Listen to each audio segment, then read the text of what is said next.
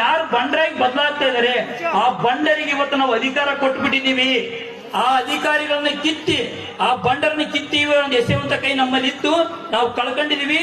ಮುಂದಿನ ದಿನಮಾನಗಳಲ್ಲಿ ಬುದ್ಧಿಜೀವಿಗಳಾಗಿ ವಿಚಾರವಂತರಾಗಿ ನಿಮ್ಮ ಮತವನ್ನು ಹಣಕ್ಕೆ, ಎಂಡಕ್ಕೆ, ನಿಕ್ಕರ್ಗೆ ಮಾರಿಕೊಳ್ಳದೆ ವಿಚಾರವಂತರಾಗಿ ಮತ ಹಾಕಿ ಕೆಲಸ ಮಾಡದಿದ್ದರೆ ಎದೆ ಮೇಲೆ ಹಂಗಿರ್ದು ಕೇಳ್ರಿ.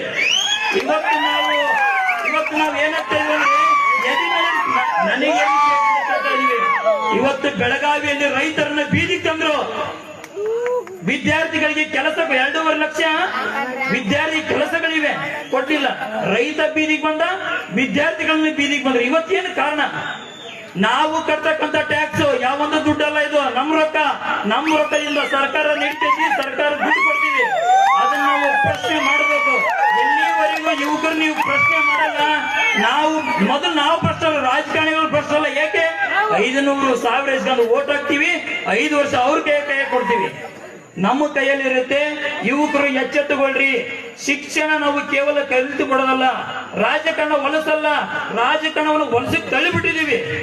ಅದೊಂದು ತಳ್ಳೋದು ಬೇಡ ಅಂತ ಹೇಳ್ತಾ ಇದೊಂದು ಸಂದೇಶ ತಿಳಿಸಿದ್ದೀನಿ.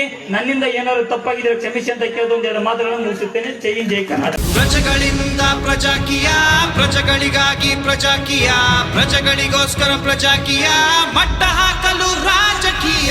ನಮ್ಮಿಂದ ನಮಗಾಗಿ ನಮಗೋಸ್ಕರ ಎಂದು